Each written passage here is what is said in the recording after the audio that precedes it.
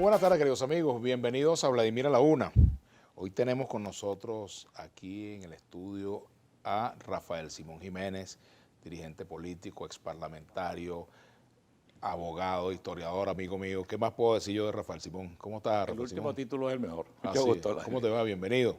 Aquí, con Bueno, vale. las pilas puestas para este año. Hablemos de lo que nos gusta un poco, la política, ¿verdad? Eso es. La historia y la política. ¿Con qué momento de nuestra historia como país identificarías el momento actual? Mira, es difícil porque la crisis venezolana de hoy tiene pocos referentes en el pasado en cuanto a la gravedad. Quizás uno de los signos donde tú pudieras emparentar todo este proceso es el proceso que arranca en 1870 con la llegada de Guzmán Blanco y que inicia lo que se llamó el liberalismo amarillo, y cuya solución al liberalismo amarillo fueron nada más y nada menos que 35 años de dictadura brutal de Castro y de Gómez. Fíjate tú, la historia, un poco como decía Marra en el 18 Brumario, primero se repite como drama, como tragedia, después se repite como drama. Como drama, sí. Pero fíjate tú que exactamente eso fue lo que pasó, ¿no? Guzmán Blanco llega en abril de 1870 al poder y comienza un periodo de esplendor, el septenio, donde Caracas se transforma, donde hay, bueno, los capitales extranjeros, todo aquello. Y después empieza una curva descendente en el quinquenio. Luego ya, cuando él viene el último periodo, que fue entre el 86 y el 88, ya él ni siquiera quiere venir. Él viene 6 meses después de electo y se va 6 meses antes que termine en un periodo de solamente 2 años. Es decir, y ese sistema, que él trataba de mantenerlo sin él, bueno, después entra en un proceso de decadencia absoluto, cuyo epílogo es la muerte de Crespo y, digamos, la ida de Andrade y la llegada de los andinos al poder. Entonces todo el mundo se hizo la ilusión, fíjate tú, un poco lo que pasó aquí en el 98, ¿no? Una república que tuvo su esplendor, sin duda alguna el mejor periodo de la historia venezolana, de avance, de progreso, que entró en un proceso de decadencia, de deslegitimación, y frente a la cual apareció un referente que parecía ser la solución de aquello. Y lo que hizo fue profundizar y multiplicar toda aquella crisis hasta el día de hoy. Yo creo que es un buen ejemplo histórico de cómo, porque los ciclos, por supuesto, la historia no se repite fidedignamente ni mecánicamente. Pero hay cosas que son, digamos, como que se repiten en cuanto a los fenómenos que provocan determinados hechos, ¿no? Y algunas cosas que dejan experiencias intemporales. Por ejemplo, Vladimir, viene pronto el 23 de enero, la conmemoración del rescate de la democracia en días. En el 58. El 23 de enero dejó una huella y un ejemplo intemporal de cómo liquidar una dictadura. Es decir, cómo, y digamos que el ejemplo tú lo puedes desagregar en lo siguiente, para hacerlo breve. ¿Cómo tú logras compactar para salir de un régimen tiránico, de un régimen sangriento, cómo logras compactar un amplio abanico de fuerzas que iban desde la Iglesia Católica hasta el Partido Comunista? ¿Cómo logras tú amalgamar? Ahora, eso no será una lección que podrá valer para ahora. Es decir, fíjate tú que la historia, lo que pasa es que si tú eres refractario, como pasa con el liderazgo actual, en primer lugar al estudio, ¿no? En primer lugar al conocimiento de los fenómenos históricos, y en segundo lugar eres refractario a cualquier idea que te pueda allanar el camino del éxito, pues esas experiencias quedan en saco roto, pero hay que ver lo que significó el 23 de enero, y el 23 de enero luego como punto de partida de lo que fue el pacto de Punto Fijo y de 40 años, repito, tú y yo fuimos oposición en todo ese periodo, tuvo muchos defectos, hubo corrupción, hubo violación a derechos humanos, pero fue el periodo de mayor esplendor, de mayor progreso, de mayor prosperidad, de mayor estabilidad y además de una cosa importante que señora ahora, que es de preponderancia del poder civil y de subordinación de las Fuerzas Armadas al poder civil, como tiene que ser en toda democracia. Entonces, fíjate tú, hemos hablado rapidito de 2 ejemplos históricos, pero yo creo que debemos acercarnos. Bueno, fíjate, por ejemplo, entrando ya en el día de hoy, el padre José Virtuoso, rector de la Universidad Católica, dice lo siguiente: la oposición debe hacer una autocrítica y proponer una nueva ruta al país, dice, ¿no? Pero además, Antonio Ledesma, desde su exilio, dice que el problema de la oposición no es la falta de unidad, sino los infiltrados que están en ella. Entonces, ese es desde el lado opositor, ¿no? Claro, mucha gente dice, caramba, ustedes lo que hacen es criticar a la oposición, no se meten con el gobierno, etcétera, etcétera. Sí. Pero parte del análisis tiene que ser lo que está pasando en la oposición, ¿no? Y cuál ha sido su estrategia para enfrentar al gobierno, claro, y los resultados. Es que nosotros, lo que queremos salir de este gobierno, que es la inmensa mayoría del país, lo que nos preocupa es que no se direccione asertiva y exitosamente esa transición. A nosotros lo que haga el gobierno, ¿qué está haciendo el gobierno? Bueno, el gobierno está matando de hambre a la gente, el gobierno está violando derechos humanos, el gobierno está persiguiendo periodistas, el gobierno está metiendo preso gente porque no coincide con ellos. Ahora, esa es su dinámica, esa es su característica, esos son los elementos de este gobierno. Ahora, ¿qué nos interesa a nosotros? Salir del gobierno. Por eso es que la crítica de uno, en el buen sentido de la palabra, tiene que ir dirigida a despertar, a lanzar un aldabonazo a la conciencia de quienes militan en ese amplísimo espectro que es hoy en día la gente que se opone a la continuidad de este desastre y que quiere un cambio político en Venezuela. Y que no se agota, porque hay una cosa de fondo que yo no entiendo cómo plantearla. Ayer en una reunión de puros dirigentes políticos y amigos míos, yo le decía que a mí no me gusta decir estas cosas a veces en el tono que las digo, porque pareciera que yo estoy enseñándole a alguien, un amigo común que te lo referí alguna vez en un programa que yo hice contigo anteriormente, decía que yo pretendía hacer un método acude para el analfabetismo político, ¿no? Sí, el tipo, yo no sé de dónde sacó eso, el método acude de alfabetización de la vieja democracia. Pero yo trato de El problema es que te estén esperando, como decía la cuña de acude. Sí, acude, estamos esperando. Sí, estos no quieren acudir a la acude. Ahora, fíjate tú, Vladimir, el momento que estamos viviendo hoy. Venezuela viene saliendo de una elección que, si bien es cierto, tuvo la legitimidad de un resultado y la legitimidad de una constitución, y yo eso no lo objeto porque sería un cínico si yo voy a participar en las elecciones y después decir que esas elecciones no valen. Pero evidentemente que esas elecciones fueron fallidas desde el punto de vista político y sobre todo fallidas desde el punto de vista de abonar el terreno a una solución política, institucional a la crisis que le convenía al gobierno y que le convenía a la oposición. Y yo voy a volver a referir lo que fue mi breve pasantía por el Consejo Nacional Electoral. No me canso de decirlo. Cuando yo acepto, bajo la promoción que me hicieron algunos distinguidos amigos y que no me canso de agradecerle la condición de rector y de vicepresidente del Consejo Nacional, lo hago bajo la convicción transmitida por ellos mismos que estaban en la mesa de negociación de que el gobierno quería unas elecciones de las que saliera fortalecida una nueva oposición que tuviera las características que yo creo que debe tener la oposición en Venezuela: democrática, cívica, pacífica. Es decir, esa era la intención. Y yo, como entendí, no porque, repito, yo no me voy a chupar el dedito, no, si yo le voy a crear al gobierno. No, es que al gobierno le convenía, porque el gobierno está aquí. La victoria que obtuvo, yo me venía acordando de algunas cosas aquí. Uno siempre, el humor es el gran recurso de los venezolanos para apañar nuestras penas.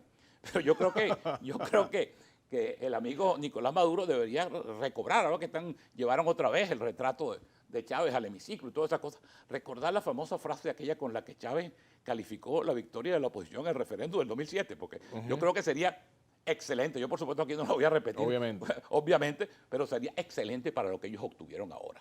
Una victoria que no ayuda en absoluto a transitar la ruta. ¿Y por qué no ayuda? Ahora, ¿qué llevó a eso? ¿Y qué fue lo que me llevó a mí? Hoy en día lo puedo decir, porque además lo sabes, esto no es ningún secreto. Yo, al 6º día de estar, esto lo saben todos los distinguidos amigos que estuvieron en la mesa de negociación, al 6º día de estar yo en el Consejo Nacional Electoral, ya hubo un reclamo muy fuerte de parte del gobierno por mis actitudes y por mis posiciones, y amenazaron con sacarme de allí. Debo decir, en honor a la verdad, que la posición de casi todos, la posición de Timoteo, la posición de Luis Augusto, de mi querido amigo Felipe, la posición incluso de Bertucci, fue de parársele al gobierno y no permitir que eso se cometiera. Pero ya cuando ellos me transmitieron eso a mí, ya yo me di cuenta que aquello no iba por buena ruta. Después sí, tú vas llevando todo lo que pasó, la manera como el gobierno alacraneó los partidos, la manera como incumplió, chicos, porque el gobierno incumplió la mayoría de los compromisos que había hecho con la oposición en la mesa de negociación. Eso lo saben ellos y lo voy a recordar. Una de las cosas que está ahorita sobre el tapete, reclamado, yo creo que ya sin que tenga remedio, fue el tema del mecanismo de adjudicación y de cómo hacer proporcional realmente cómo la adjudicación. Pero además los engañó con el tema de que iba a venir una reestructuración aguas abajo del Consejo Nacional Electoral. Porque la gente aquí le da mucha importancia que si está 3-2. Tengo que hacer una pausa, pero te preguntaría, ¿y por qué la oposición o los miembros de la mesita que negociaron todo eso con el gobierno, por qué lo aceptaron y por qué no lo reclamaron? Me pregunto yo. Vamos a la pausa. Ya venimos con Rafael Simón Jiménez. No sé si tú tienes alguna respuesta para eso, si sabes algo. Ya venimos.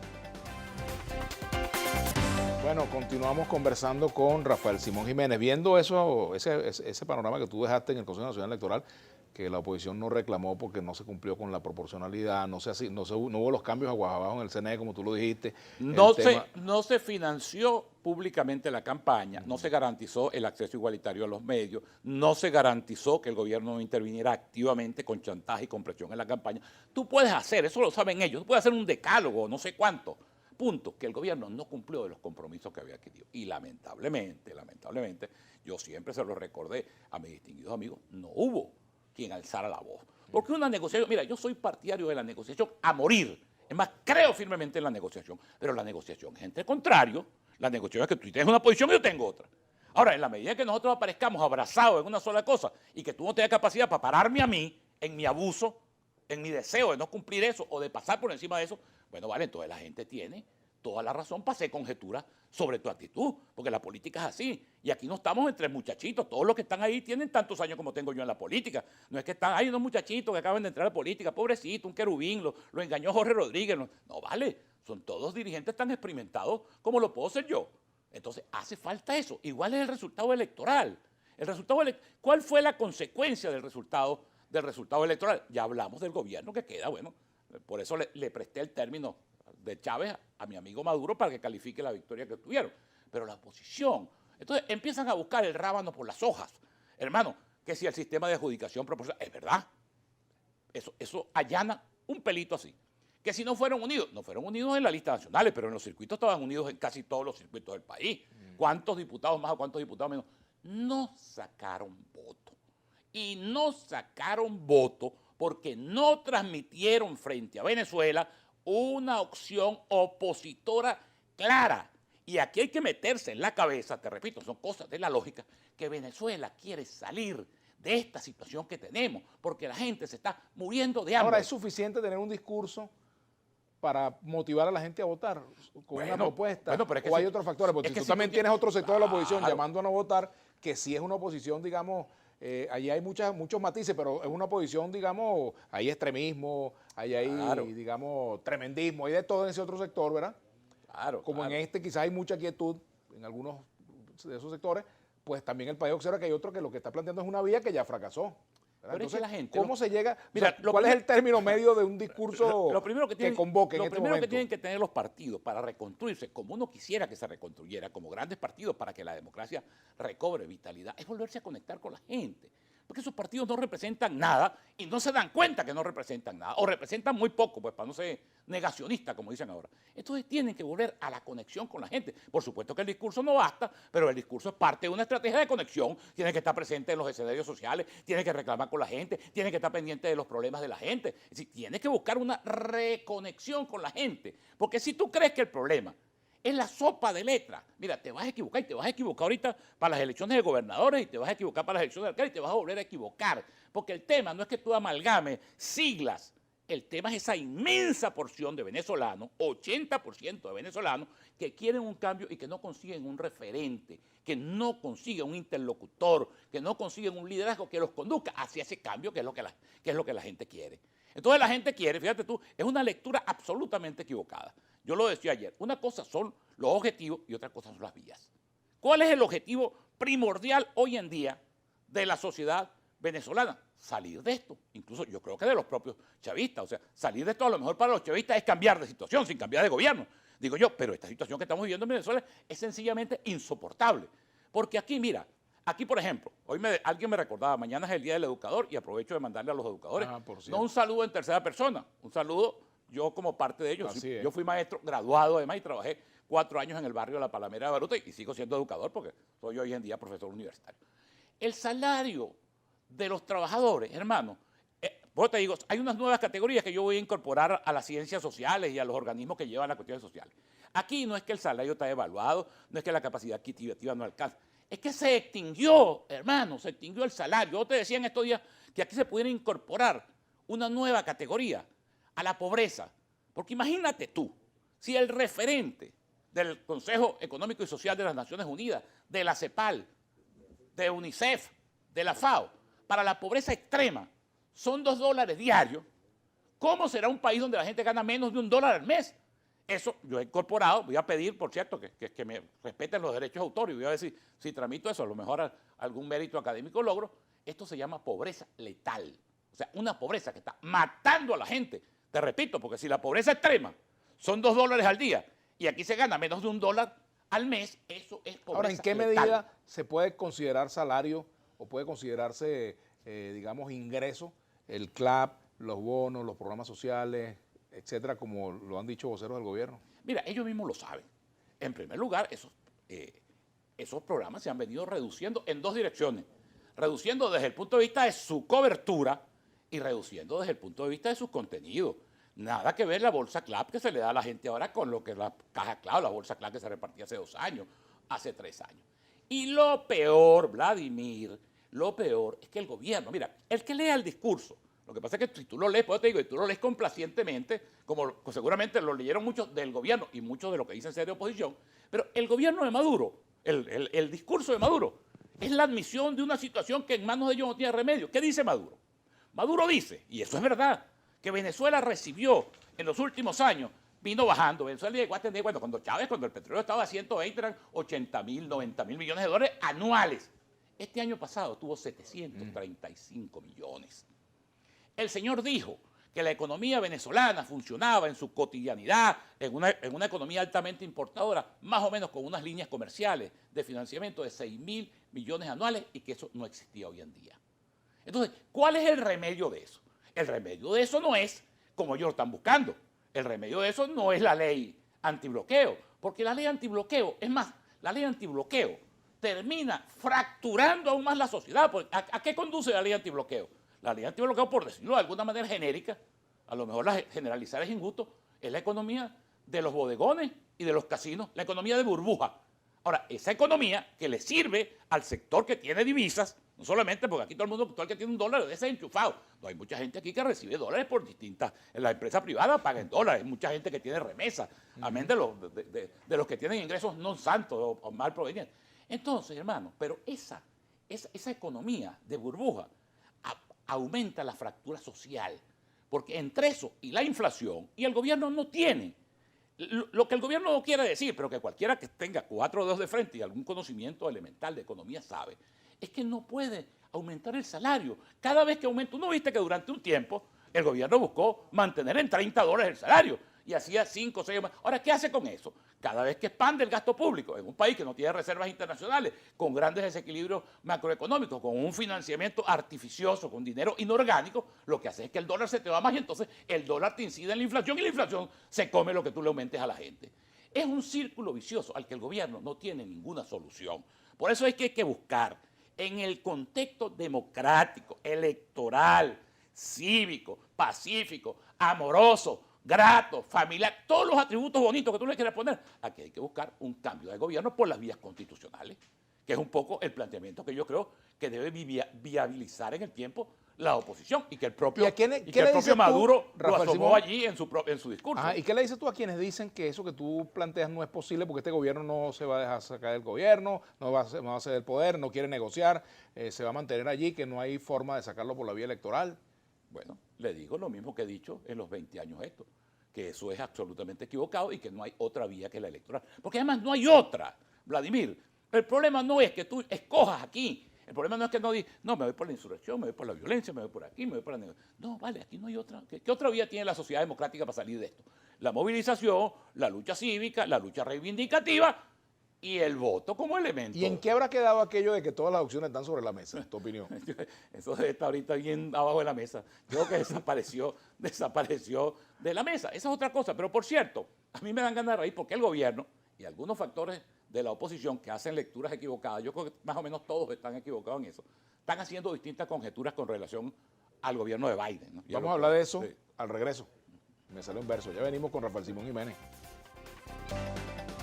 Bueno, aquí dice Juan Carlos Valerón, ¿y cómo se va a llegar a un acuerdo político con un gobierno que solo busca el diálogo cuando tiene el agua al cuello para ganar tiempo y espacio y luego no cumple nada de lo que afirma y después arrecia la persecución contra quienes piensan distinto?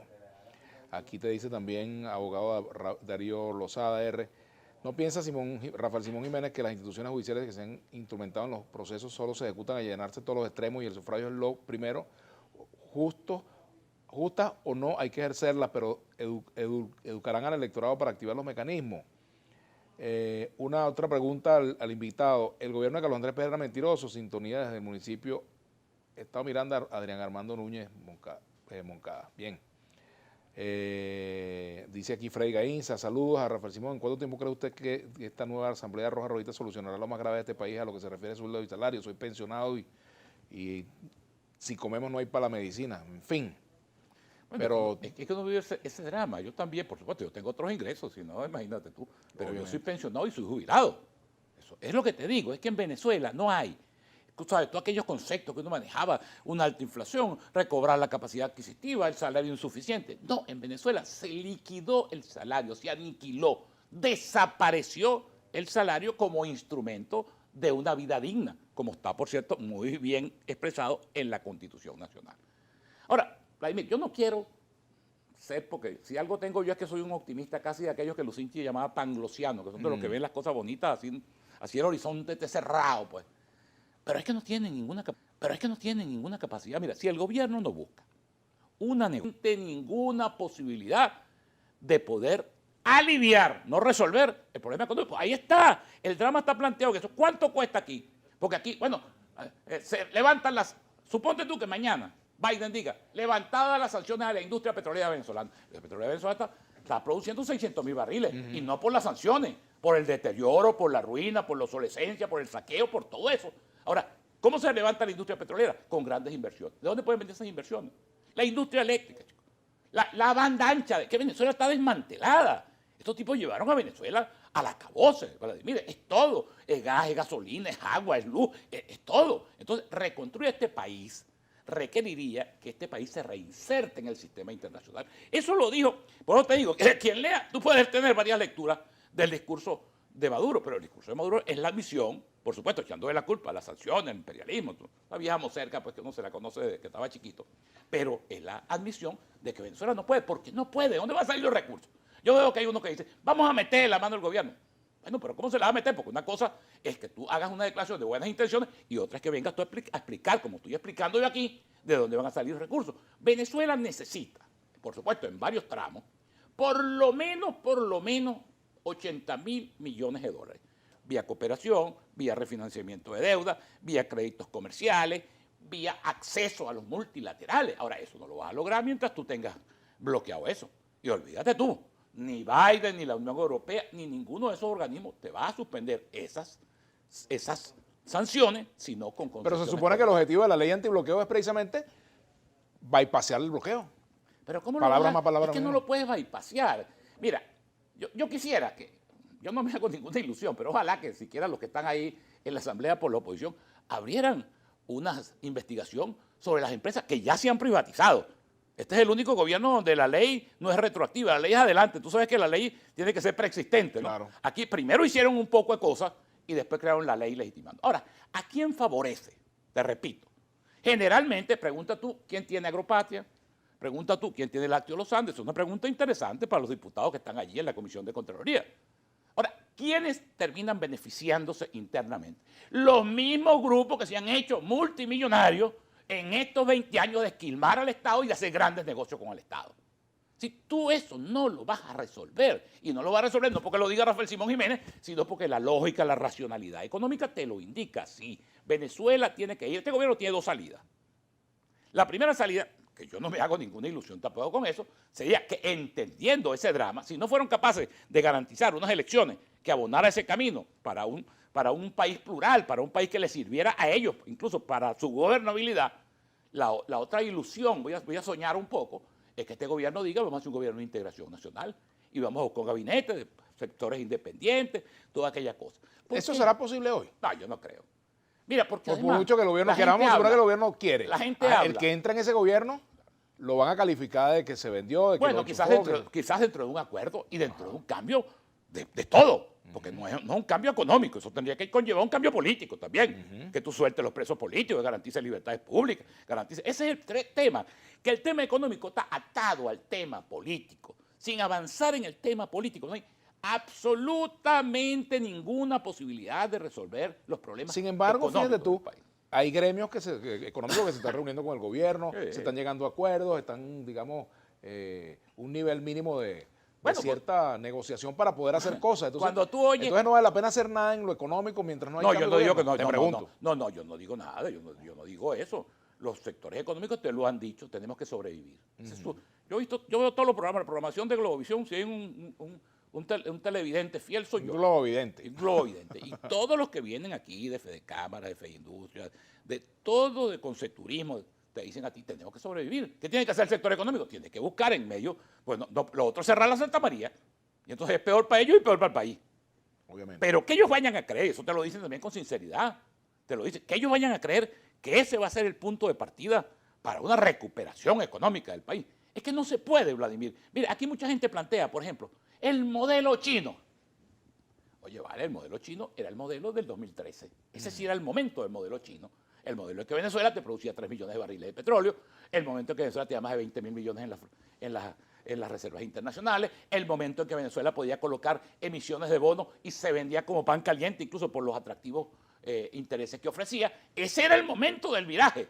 Y te digo, yo hasta llegué a creer, porque yo te he dicho a ti, es una cosa así como he dicho todas las cosas que he dicho aquí con la mayor sinceridad, yo tuve, y eso lo sabe él, una amistad muy cercana con el presidente Maduro en los tiempos de ejercicio parlamentario hasta el 2005. Yo pensé que, entendiendo la situación del país y la nueva realidad, ese era el momento del viraje.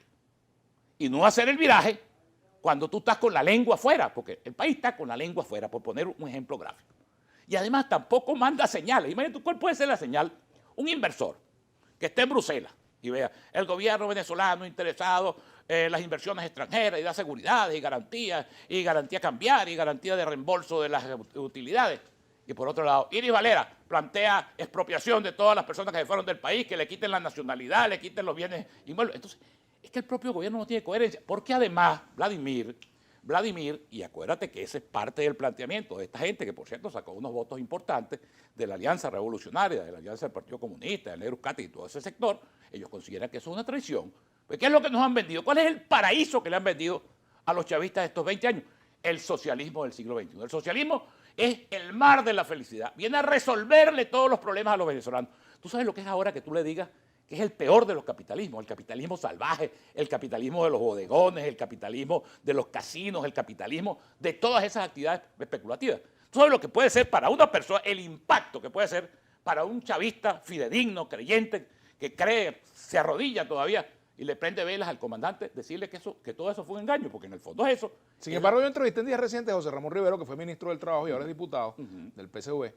Lo entrevisté para el programa Vladimir y Punto, ahí en Contrapunto, y él decía que hoy la clase obrera está mejor que en la Cuarta República. Bueno, vaya usted a saber, pero bueno, ¿cómo está mejor que en la clase? Se acabaron los sindicatos, se extinguieron los contratos colectivos. Pero es que mira, la Constitución venezolana, que yo respaldo de la A a la Z, y de la cual tú fuiste corredactor, bueno, ahí está muy bien expresado todo eso.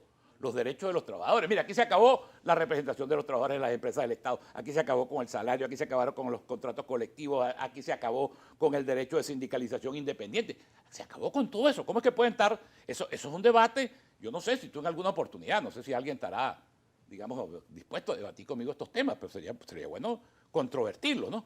Porque bueno, cuando tú dices escoge con quién sería y lo pensamos mientras vamos a la pausa. Yo no voy a escoger, porque yo soy Francia, ni nada de no voy a escoger ni retadores. Que me traigan a Francia o que me traigan a Foster, como decía Vicente Paul Rondón, ¿te acuerdas? Porque eso tiene, es como en estos días yo te comentaba en el programa de radio, que yo oía a Jesús Farías, cuyo padre yo estuve, le rendí homenaje, un gran hombre sin duda alguna. Ese es bueno para debatir. Lo oí decir, por ejemplo, que cuál era la falta de democracia, que es una democracia plena.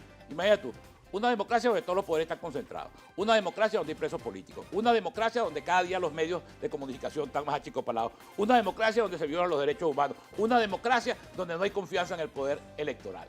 Entonces, yo no sé, Ronderos no le dijo nada, que era el contertulio en eso, pero bueno, también me pones y le hago la lista de por qué en Venezuela no hay una democracia auténtica, ¿no? Vamos a hacer la pausa, ya venimos con Rafael Simón Jiménez. Ahora sí vamos a ver por dónde vienen los lanzamientos del nuevo pitcher norteamericano Joe Biden.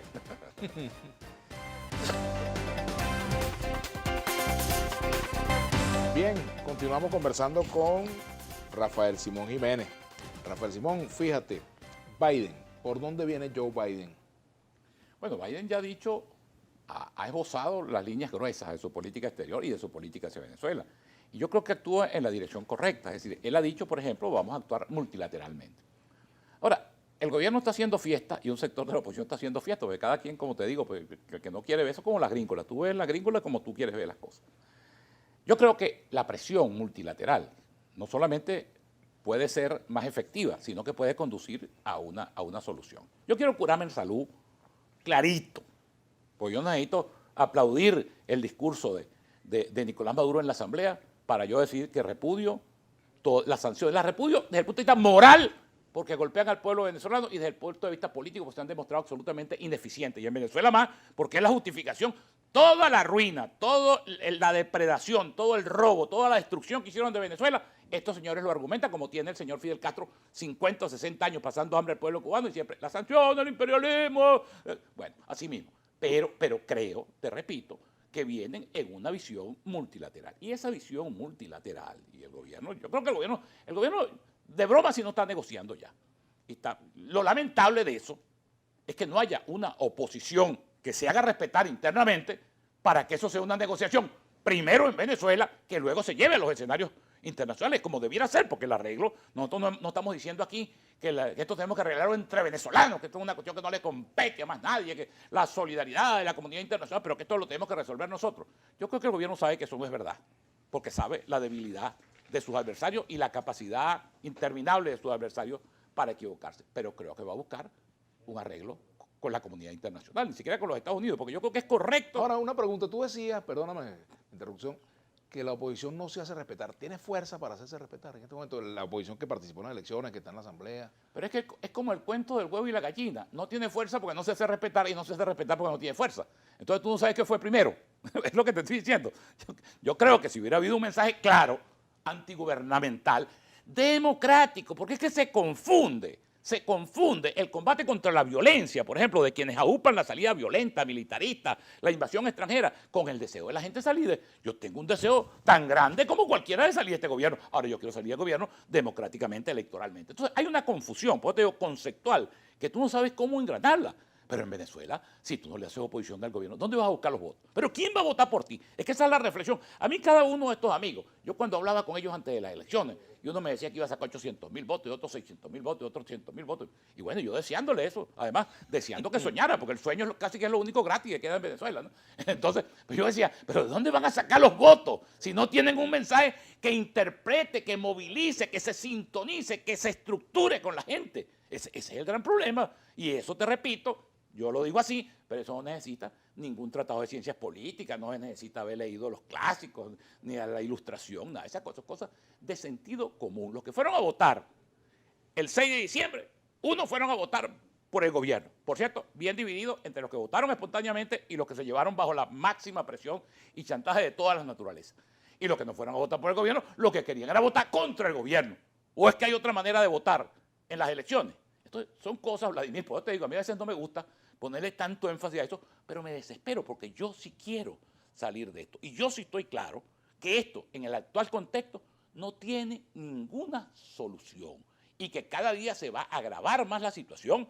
Y la gente habla aquí, los políticos gargareamos, y voy a hablar en plural, repito, para no estar dando clases ni estar pontificando, el sufrimiento de la gente. Mentira. Si tuvieras sintonía con el sufrimiento de la gente y si tomaras en cuenta el sufrimiento de la gente, buscarías una manera efectiva de salir de esto. Y aquí me refiero urbi et orbe, o sea, a todas las variantes y todos los matices opositores. Si te duele tanto la situación de padecimiento extremo que está viviendo la gente, bueno, vale, ¿qué te corresponde a ti como dirigente político o opositor? Buscar un camino, buscar una salida, buscar una alternativa. Fíjate, en días recientes conversaba también en una de mis entrevistas vía redes sociales, mi canal de YouTube, con Enrique Márquez. Entonces él decía que en este momento no existe el corto plazo, que hay que trabajar para el mediano plazo y luego pensar en el largo plazo en cuanto a la posibilidad de consolidar una fuerza que palabras más, palabras menos, pueda ser una alternativa. El problema es claro, que tenemos, digamos, en Venezuela una oposición multidividida, porque entre los que participaron están divididos y entre los que no creen en la ruta electoral también están divididos ahora entre unos que nuevamente dicen que ahora sí hay que participar, pero que los que participaron no tienen voto y no son de oposición. Entonces, esto, o sea, ¿por dónde le entrarías tú a ese? Mientras esa oposición. A ese Todas cocodrilo. sus variantes y todos sus liderazgos y todas sus tarjetas y todos sus partidos. No entienda que la mayoría está ajena a todo eso porque ellos no la interpretan y porque ellos no le llegan, porque ellos no la acompañan, porque ellos no se compadecen de su situación. Bueno, no van a sacar votos, ni que vayan juntos, ni que vayan separados. Cuando ellos no vayan a sacar, no estoy hablando en términos absolutos. Pero ellos creen, por ejemplo, ahorita, que con que ellos se vuelvan otra vez los partidos a amalgamar. La Y gente entonces, va a ver- bueno, y busca un candidato del partido, dale a este de Acción Democrática del Sur y dale a este de COPEI, no sé qué cosa. Hermano, los van a volver a barrer. Porque el país está en otra cosa, el país está en el sufrimiento, el país está en el padecimiento, el país está en la voluntad del cambio.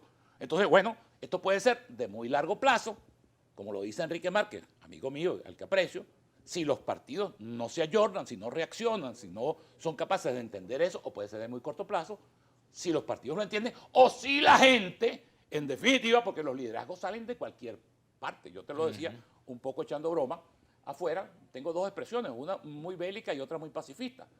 Gandhi, por ejemplo, decía, apurémonos porque el pueblo va adelante, ¿no? Diciendo que el liderazgo va. Y la de los montoneros socialistas, los montoneros Argentino. peronistas que decían, con los dirigentes a la cabeza o con la cabeza de los dirigentes. La gente que se está muriendo de hambre no va a esperar para que se pongan de acuerdo, para que se repartan unos curules o se repartan unas gobernaciones o se repartan. Esa gente va a actuar bajo alguna conducción, bajo algún liderazgo que va a emerger, hermano. Porque mira, yo no entiendo cómo estos que están en el gobierno, que se dicen marxistas, sin haber leído yo creo que a Marx, pero ni los folletines eso que publicaba el Partido Comunista.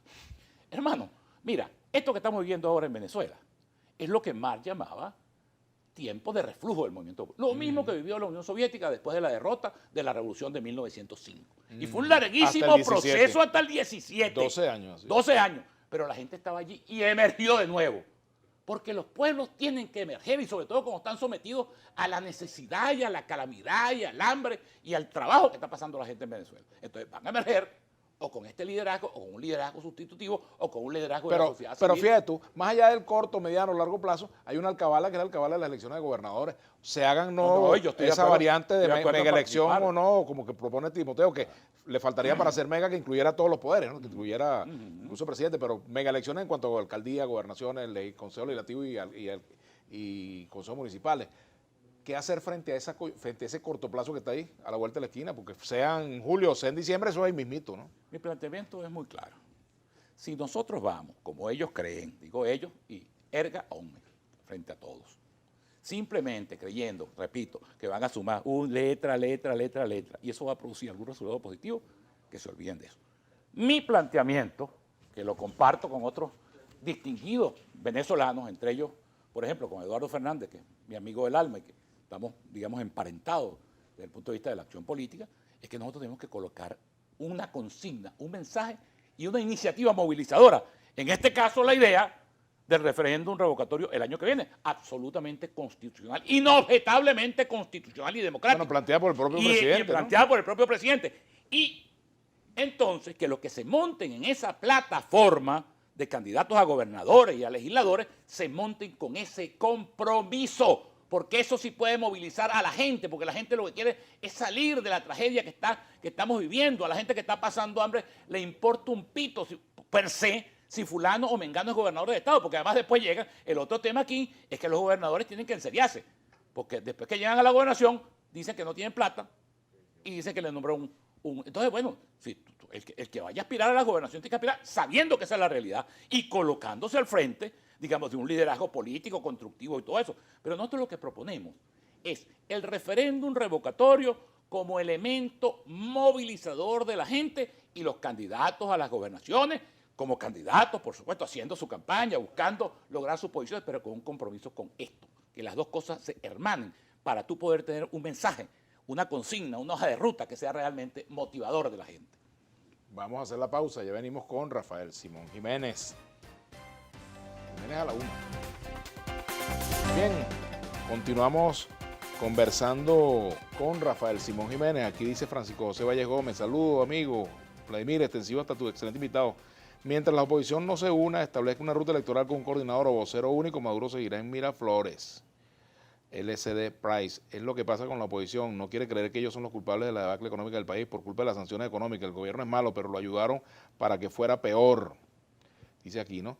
Dice Guillermo Hernández, que dice el profesor que quedará de Venezuela al final del periodo de Maduro. Y dice Aníbal Gómez, ¿qué le falta al chavismo por destruir? Algo debe quedar por ahí porque no tienen intención de irse, dice.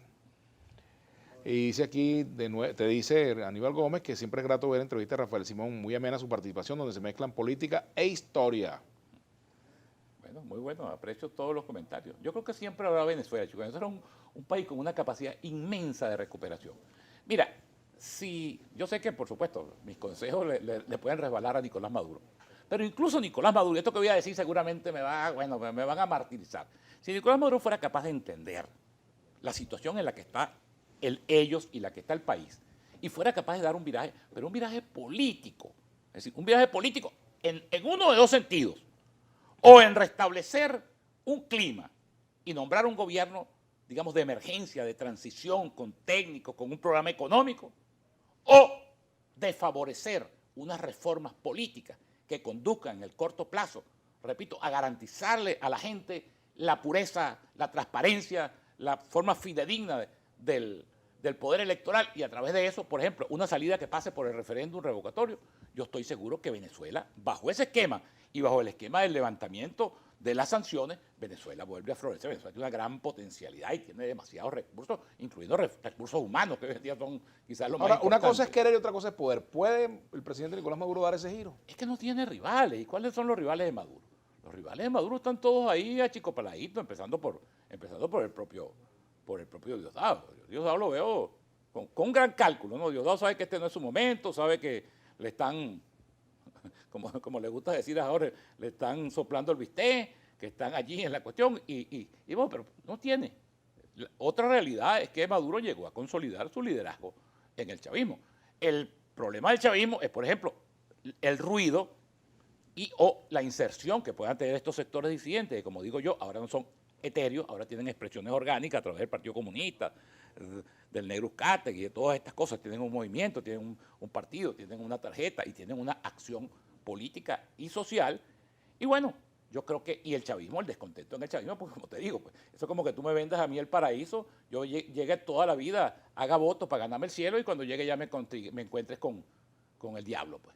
Porque le ofrecieron el paraíso, era el socialismo del siglo XXI, que iba a superar, como nos lo vendieron nosotros en la teoría, todas las perversiones, aberraciones, desigualdades, injusticia, el paraíso en la tierra. Tú sabes que la doctrina de Marx, por cierto, se emparenta con eso que llaman el pensamiento judeocristiano occidental, porque para uno el comunismo, que era la fase superior, donde iba a desaparecer el Estado y se iban a desarrollar las fuerzas productivas por un gran periodo de abundancia, bueno, ese era el paraíso. Bueno, el dogma es dogma, sea con la izquierda o sea con la derecha. Y sea religioso, sea ateo o sea religioso. Sí.